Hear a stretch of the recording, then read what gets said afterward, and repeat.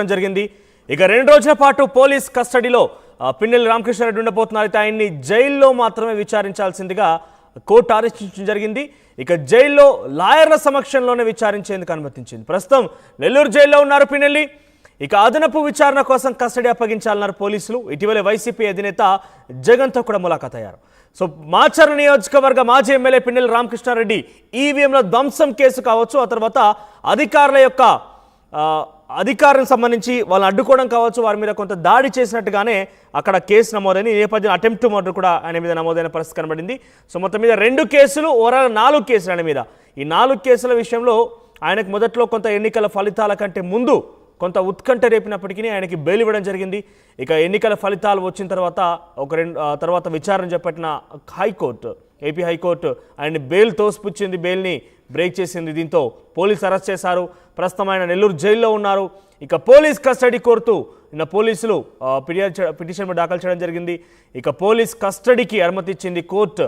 కానీ 2 రోజులు ఏదైతే వాళ్ళు కోరినటువంటి వారం రోజుల కస్టడీ కోరడం జరిగింది. కానీ 2 రోజులు మాత్రం అనుమతిస్తూ కోర్టు ఉత్తర్వులు జారీ చేసింది. ఆ 2 రోజులు కూడా జైల్లో ఆయన లాయర్ సమక్షంలోనే విచారించాల్సిందిగా కోర్టు ఆదేశించింది. ఈ నేపథ్యంలో ఇక ఈ రోజు రేపు 2 రోజులు కూడా పోలీస్ కస్టడీలో పిన్నెల్లి రామకృష్ణారెడ్డి ఉండబోతున్నారు. జైల్లోనే ఆయన్ని పోలీసులు విచారించబోతున్నారు. దీనికి సంబంధించి మరింత సమాచారం ప్రతినిధి రామారావు అందిస్తారు. ఎస్ రామారావు. సో పిన్నెల్లిని పోలీసులు విచారణ నిమిత్తం కోరడం జరిగింది. విచారణ కోసం వాళ్ళు కొంత పిటిషన్ దాఖలు చేశారు కోర్టులో. ఎందుకు కోర్టు జైలు ఆవరణలోనే చేయాలంటూ ఆదేశం జారీ చేయడం జరిగింది. లాయర్ సమక్షంలో కూడా వారిని విచారించాల్సింది కోరడం జరిగింది. అప్డేట్స్ ఏంటి? మనోజ్, మాచర్ల మాజీ ఎమ్మెల్యే పిన్నెల్లి రామకృష్ణారెడ్డిని విచారణ కోసం తమ కస్టడీకి ఇవ్వాలంటూ పోలీసులు మాచర్ల కోర్టులో పిటిషన్ దాఖలు చేయడం జరిగింది.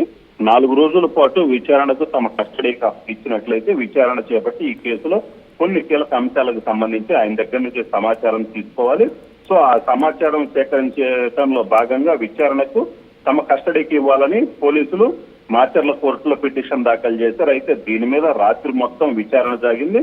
విచారణ తర్వాత ఫైనల్ గా మాచర్ల కోర్టు 2 రోజుల పాటు పిన్నెల్లి రామకృష్ణారెడ్డిని పోలీస్ కస్టడీకి అనుమతి ఇచ్చింది. అయితే ఇందులో కూడా కండిషన్స్ పెట్టింది. పోలీసులు అయితే మాత్రం తమ కస్టడీకి ఇవ్వాలి, తమ కస్టడీకి ఇచ్చినట్లయితే విచారణ పూర్తి స్థాయిలో విచారణ చేపట్టడానికి అవకాశం ఉందని కోరారు. అయితే పిన్నెల్లి తరపు న్యాయవాదులు అయితే మాత్రం పోలీస్ కస్టడీకి సంబంధించి విచారణకు సంబంధించి నెల్లూరు జిల్లా జైల్లోనే విచారణ జరపాలని కూడా వాళ్ళు కోరటం జరిగింది. అయితే పోలీసులు కోర్టుకు చెప్పడం జరిగింది, ఎటువంటి ఇబ్బంది లేకుండా విచారణ చేస్తాము, ఒకవేళ ఏదైనా మాచర్లకు తీసుకొచ్చినట్లయితే కొంత ఇబ్బందికరమైన పరిస్థితి వస్తుంది, అయితే క్రోసూరులో ఉంచాను, పల్నాడు జిల్లాలోనే మరో ప్రాంతంలో ఉంచి విచారణ చేస్తామని చెప్పినప్పటికీ కూడా మాచర్ల మాజీ ఎమ్మెల్యే పిన్నెల్లి రామకృష్ణారెడ్డి తరపు న్యాయవాదులు అభ్యంతరం వ్యక్తం చేయడం జరిగింది. పోలీసులు విచారించుకోవాలంటే ఎక్కడైనా విచారించుకోవచ్చు, వాళ్ళ కస్టడీలోకి తీసుకొని విచారించాల్సిన పరిస్థితి అయితే లేదు.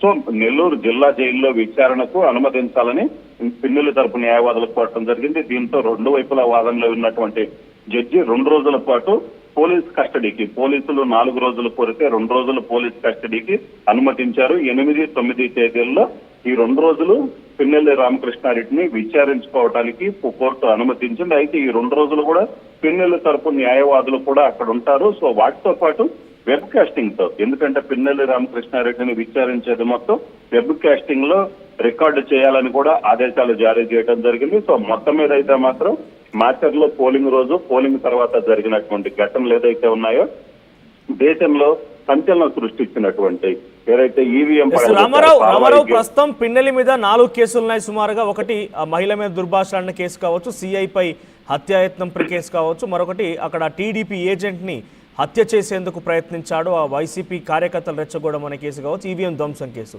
సో 4 కేసుల్లో ఎటువంటి విచారణ పోలీసు అధికారులు చేపట్టబోతున్నారు? సో ఖచ్చితంగా ఈ 4 కేసులకు సంబంధించి ఈవీఎం ధ్వంసం కావచ్చు, అలాగే అక్కడ ఈవీఎం ధ్వంసం చేసిన సమయంలో అడ్డుకున్నటువంటి టీడీపీ ఏజెంట్ నంబూరు శేషగిరిరావుని బెదిరించడం కావచ్చు, అలాగే మహిళను బెదిరించడం తుమ్మూరుకోట్లు, దాంతో పాటు కారంపొడి నారాయణ స్వామిని మీద దాడి. సో ఈ 4టికి సంబంధించి కూడా పోలీసులు పిన్నెల్లి రామకృష్ణారెడ్డిని ప్రశ్నించనున్నారు. ఈ 4టికి సంబంధించి ఇప్పటికే పోలీసులు ప్రాథమికంగా కొన్ని ఆధారాలు కూడా సేకరించడం జరిగింది. సో పిన్నెల్లి రామకృష్ణారెడ్డి విచారణలో వీటికి సంబంధించి ఆయన వద్ద నుంచి ఏం సమాధానం రాబట్టే అవకాశం ఉంది. ప్రధానంగా చూసుకున్నట్లయితే ఈవీఎం ధ్వంసం కేసులో పిన్నెల్లి రామకృష్ణారెడ్డి అక్కడ ఉన్నటువంటి టీడీపీ ఏజెంట్ శేషగిరిరావుని బెదిరించారు. తర్వాత బయటకు వచ్చిన తర్వాత ఆయన మీద దాడి జరిగింది. ఆయన భయంతో, ప్రాణభయంతో ఆ ఇంట్లోనే ఏదైతే ఇంక అక్కడి నుంచి అజ్ఞాతంలోకి వెళ్ళిపోవడం జరిగింది. చివరికి 10 రోజుల తర్వాత బయటకు వచ్చినటువంటి పరిస్థితి ఉన్న నేపథ్యంలో నంబూరు శేషగిరిరావు మీద ఎవరు దాడి చేశారు, ఆ సమయంలో పిన్నెల్లి రామకృష్ణారెడ్డి అక్కడ ఉన్నట్టు పోలీసులు ఆధారాలు కూడా సేకరించడం జరిగింది. సో అక్కడ ఎందుకు ఉండాల్సి వచ్చింది అనే దాని మీద కూడా పిన్నెల్లి రామకృష్ణారెడ్డిని రామారావు, ఇంకా పోలీసు విచారణకు అనుమతించిన కోర్టు ఇంకేం కండిషన్స్ పెట్టిందంటే ఈ సమయం నుంచి ఈ సమయం వరకు మాత్రమే కస్టడీ తీసుకొని విచారించాలి, లేదంటే ఇంకేదైనా కండిషన్స్ లాంటివి ఉన్నాయా? ఖచ్చితంగా పిన్నెల్లి రామకృష్ణారెడ్డిని కోర్టులోనే ఏదైతే కోర్టు కొన్ని కండిషన్స్ తోనే అనుమతి ఇచ్చింది విచారణకు సంబంధించి. ఆయన న్యాయవాదుల సమక్షంలోనే విచారించాలని చెప్పడం జరిగింది.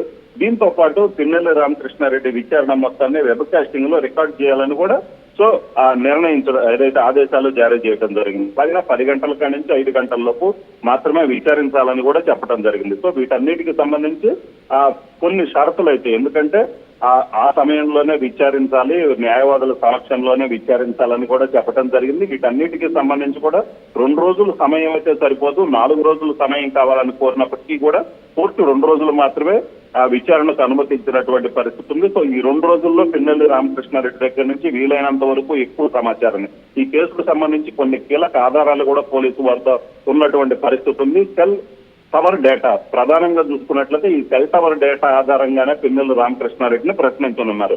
ఎందుకంటే కారంపూడిలో గొడవ జరిగినప్పుడు భారీ స్థాయిలో 200 నుంచి 300 మంది దాకా కర్రలు, రాడ్లు పట్టుకొని స్వైర విహారం చేశారు, టీడీపీ కార్యాలయం ధ్వంసం చేశారు, అలాగనే కారంపూడి సిఐ నారాయణ స్వామి మీద దాడి చేయడం జరిగింది. సో వీటికి సంబంధించినటువంటి వీడియో కాల్స్, వీడియో డేటా అనేది, వీడియోస్ అనేది ఉన్నది. సో ఈ డేటా ఆధారంగా ప్రశ్నించనున్నారు. ఈ దాడికి సంబంధించి ర్యాలీలో ఏదైతే 200 మంది తిరిగిన సమయంలో పిన్నెల్లి అనుచరులు కూడా ఉన్నారు. అలాగనే అక్కడ సెల్ టవర్ కాల్ డేటా కూడా, సెల్ టవర్ నుంచి డేటా కూడా సేకరించడం జరిగింది. సో అక్కడ డేటాకి సంబంధించినటువంటి పూర్తి స్థాయి ఆధారాలతో పిన్నెల్ని ప్రశ్నించే అవకాశం ఉంది. అలాగే ప్రస్తుతం పిన్నెల్లి నెల్లూరు జైల్లో సర్వసాధారణ ఖైదీలాగా ఉన్నారా, లేదంటే ఆయనకి మాజీ ఎమ్మెల్యే కాబట్టి విఐపి ట్రీట్మెంట్ ఉందా? మనోజ్, పిన్నెల్లిని అయితే మాత్రం జైలు అధికారులు సాధారణ ఖైదీలాగానే ట్రీట్ చేస్తున్నటువంటి పరిస్థితి ఉంది. ఎందుకంటే వాళ్ళు ఏదైతే కోర్టు కూడా ఎటువంటి డైరెక్షన్ ఇవ్వలేదు. సో దీనికి సంబంధించి ప్రత్యేకమైన సదుపాయాలు కల్పించాలని కానీ, ఇతర సదుపాయాలు కల్పించాలని కానీ కోరినటువంటి పరిస్థితి ఉంది. సో ఈ నేపథ్యంలోనే ఆయన్ని సాధారణ ఖైదీలాగానే ట్రీట్ చేస్తున్నారు. ఆయన తరపు న్యాయవాదులు కూడా, ఆయన తరపున వాదించినటువంటి న్యాయవాదులు కూడా ఎటువంటి ఇది ప్రత్యేకమైన వస్తువులు కావాలని కోరినటువంటి పరిస్థితి అయితే కనపడలేదు. సో ఈ నేపథ్యంలోనే ఆయన జిల్లా జైల్లో, నెల్లూరు జిల్లా జైల్లో అయితే మాత్రం సాధారణ ఖైదీలాగానే పరిగణిస్తున్నారు. అందరు ఖైదీలతో సమానంగానే ఉంచుతున్నారు. అయినప్పటికీ ఇక్కడ ఒక ఫెసిలిటీ అయితే ఒక్కటైతే ఉంది, ఆయన ఒక్కరిని మాత్రమే జైల్లో ఆ బ్యారక్ లో ఉంచడం జరిగింది. మిగతా కొన్ని చోట్ల మిగతా బ్యారక్ల్లో అయితే మాత్రం కొంతమంది ఖైదీలతో కలిసి ఉండే అవకాశం ఉంటుంది. అయితే ఇక్కడ మాత్రం ఆ ఒక్క ఫెసిలిటీ ఏదైతే ఆయన ఒక్కరిని మాత్రమే ఆ బ్యారక్ లో ఉంచడం జరిగింది. అంతకు మించి ఇతర ఫెసిలిటీస్ ఏదైతే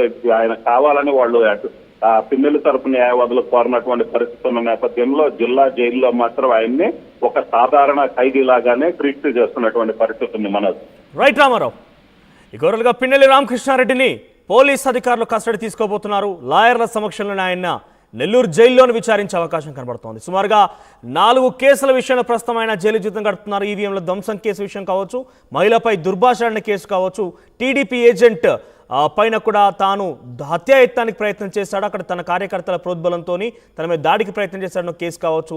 ఇక సిఐ నారాయణ స్వామికి సంబంధించి ఆయన మీద కూడా హత్యాయత్నానికి ప్రయత్నం చేశాడు, దాడి చేసే ప్రయత్నం చేశారంటూ కూడా అదొక కేసు. ఓవరాల్గా 4 కేసుల విషయంలో నెల్లూరు జిల్లాలో ప్రస్తుతం పిన్నెల్లి రామకృష్ణారెడ్డి జైలు జీవితం గడుపుతున్నారు. ఈ నేపథ్యంలోనే పోలీసులు ఆయనకి